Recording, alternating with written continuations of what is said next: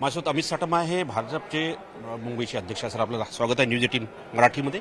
Sir, चर्चा खूप सुरू झालेली आहे, महापौर कोणाचा होईल? महायुतीचे 118 नगरसेवक निवडून आलेले आहेत. भारतीय जनता पार्टी, शिवसेना, रिपाईची महायुती या निवडणुकीमध्ये होती. महायुतीचे 118 नगरसेवक निवडून आले असल्यामुळे स्पष्ट आणि पूर्ण बहुमत हे महायुतीला मिळालेलं आहे. महायुतीचा महापौर मुंबईच्या महानगरपालिकेमध्ये विराजमान होईल.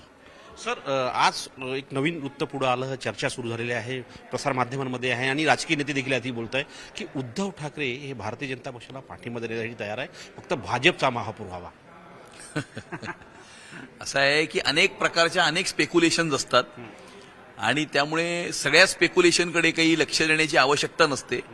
मी तुम्हाला एक गोष्ट स्पष्टपणे आणि जबाबदारीने सांगतो की महायुतीचा महापौर मुंबईच्या महानगरपालिकेमध्ये विराजमान होईल. जे महायुतीचे 118 नगरसेवक निवडून आलेले आहेत त्यांच्यापैकी एक कार्यकर्ता किंवा कार्यकर्ती, नगरसेवक किंवा नगरसेविका हे मुंबईचे महापौर होईल. उद्धव ठाकरेसाठी दरवाजे बंद आहेत महायुतीचे?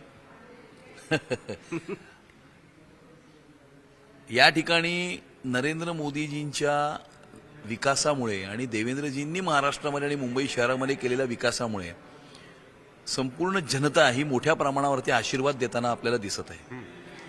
या ठिकाणी सर्व राजकीय पक्षातील अनेक कार्यकर्ते आणि नेतेही भारतीय जनता पार्टीबरोबर या ठिकाणी या भारतीय जनता पार्टीमध्ये प्रवेश करून प्रभावित होऊन, कामाने विकासाने प्रभावित होऊन या विकास यात्रेमध्ये सम्मिलित होण्याकरता आलेले आहेत.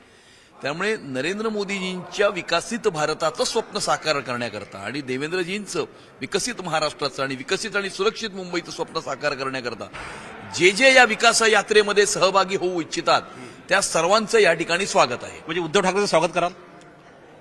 हे सगळं स्पेक्युलेशन आहे. धन्यवाद. हे होते अमित साटम.